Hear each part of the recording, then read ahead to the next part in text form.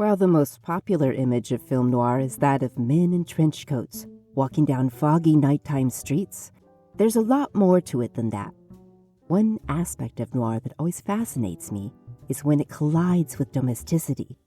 Marriage, family, the home, and everything that goes with it. Here are 5 noir flicks that touch on domestic life in some way. While The Phantom Lady is probably Ella Rain's most famous noir, she made several other fascinating films in the genre, including 2 underseen gems that touch on domestic life.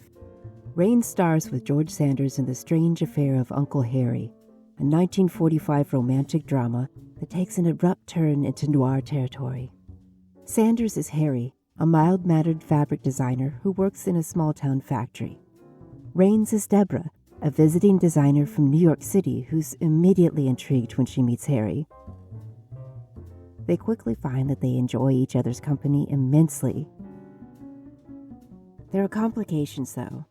Harry lives with his sisters, Hester, played by Moyna McGill, and Letty, played by Geraldine Fitzgerald.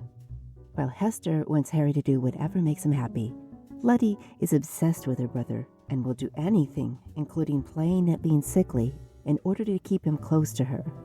She sees Deborah as a threat to her hold on Harry. And Deborah is aware of Letty's unhealthy feelings for her brother. Finally, Harry's obsessed sibling goes too far in her determination to keep the couple apart.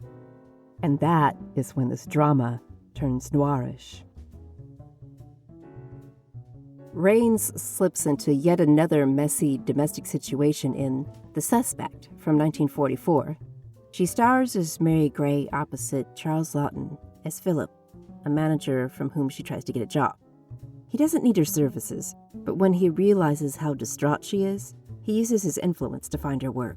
Philip is unhappily married to Cora, a woman so unpleasant that she's already driven their son out of the house. Philip and Mary begin to spend time with each other and develop a chaste but romantic friendship. As Philip realizes how much he cares for Mary, he tries to get a divorce from Cora, which she refuses. Feeling that he's beat, Philip tells Mary he can no longer see her. However, his hand is forced when Cora discovers his relationship with Mary and threatens to destroy her reputation. That threat sets into motion a series of events that are unusually film noir for a costume drama. Philip feels great tenderness for women and becomes infuriated when they're harmed or made powerless. This impulse drives him to do things that even he finds shocking. The Suspect is all about how following those impulses complicates matters for Philip and those around him. Rory Calhoun leads the cast of 1957's The Big Caper, which notably includes Mary Costa, who is most beloved for voicing Aurora in Disney's Sleeping Beauty. Calhoun plays Frank Harper, a career criminal coming to the end of his funds. He convinces crime boss Flood, played by James Gregory, to help him with an elaborate scam. He and Flood Small K, played by Costa, will pose as a married couple in order to stake out a big payroll drop at a small-town bank. They buy a gas station and set up a home. What makes this fairly straightforward heist flick amusing is the way the criminal couple at its core is so ill-suited to ordinary domestic life. Kay has no knack for homemaking, and Frank is bored by what he sees as the blandness of regular life. In the film's most noirish passages, we're introduced to a bizarre cast of characters, as Flood and Frank recruit a team for their elaborate crime. Think Ocean's 11, but everyone makes you uncomfortable. Eventually, playing at married life makes Frank and Kay start to question the lives they've been living. But it's clear that there's no guarantee they'll be able to change, even if they want to.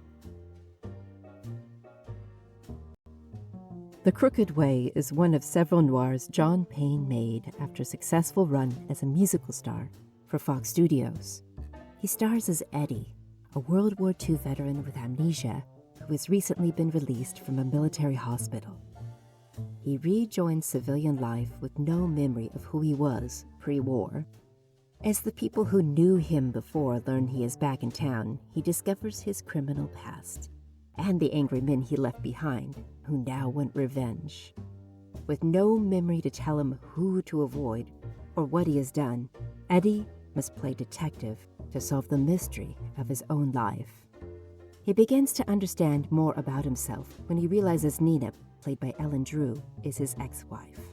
She shares her bitterness about his past abusive treatment of her, but eventually she begins to understand that his claimed loss of memory isn't an act, and he's now a different man. The true star of The Crooked Way is cinematographer John Alton. His unconventional camera angles and fascinating contrasts of darkness and light were unusual at the time, but are now celebrated as the quintessential look of noir.